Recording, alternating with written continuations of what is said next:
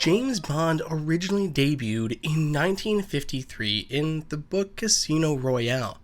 It wasn't until 1962 when the first James Bond film, Dr. No, debuted. And now here we are, decades later, and LEGO has recreated one of the most famous James Bond vehicles, the Aston Martin DB5. And boy does this thing have some tricks up its sleeve. We're going to walk through all of the hidden features and gadgets built into this vehicle and give you a good overview of the build. One of the most obvious exterior features is the rotating license plates. These license plates, located on the front and the back of the DB5, are able to rotate between 4 different plate numbers. And if those revolving plate numbers look familiar, it's because they've been included in a number of films, including BMT 216A, which is the UK, 4711-EA-62 in France, and the LU 6789, which is from Switzerland. Aside from all the incredible gadgets that are built into this vehicle, there's just so many small touches and nuances that really do a great job at recreating the DB5. Many unique parts and building strategies make this part of LEGO's Creator Expert series because of the complicated build and the small touches they've employed.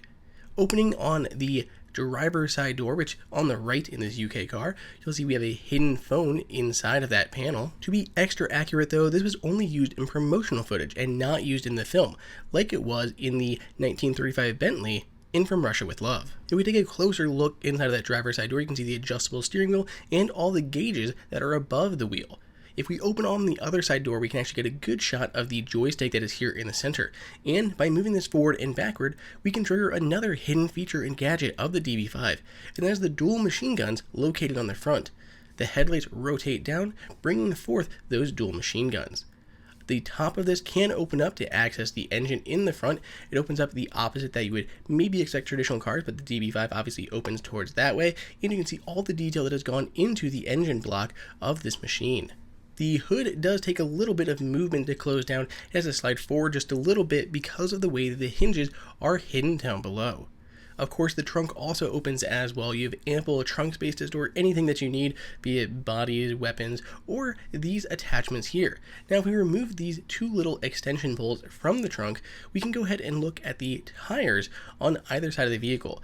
These can actually replace the center spokes, the central kind of spike there in the center of the wheel. These tire shredding blades were used in James Bond Goldfinger. If we go ahead and remove the blade first, we can attach it to the end of the spoke and then affix it to the tire. There are 2 included, which means you can add these to 2 wheels at the same time. So perhaps the 2 left wheels if you're driving aside of another car, or put them on the 2 back wheels or 2 front wheels, whatever you may do.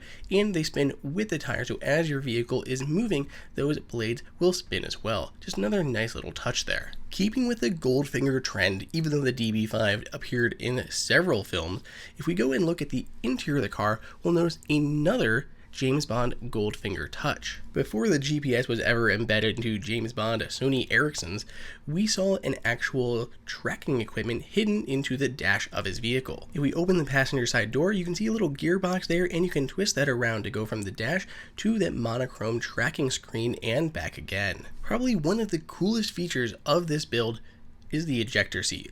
That is right, by pulling on the bumper, the top of the vehicle will retract, and the seat and its occupant will be jettisoned from the top of the car. Let's take a look at that in slow motion. The ejector seat was featured both in James Bond Goldfinger as well as in Skyfall.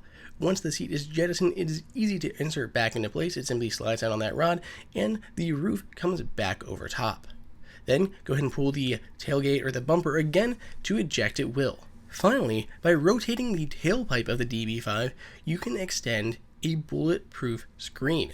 This rises up from behind the trunk, protecting its occupants from bullets coming from behind. This was featured in both Goldfinger as well as Thunderball. This build took us many hours to complete and is an amazing recreation of James Bond Aston Martin DB5. This has been one of our favorite LEGO builds to accomplish, and there are so many hidden tricks and features for you to explore on your own. If you want to grab one of these, and I know you do, you can find the link to pick one up for yourself down below in the description.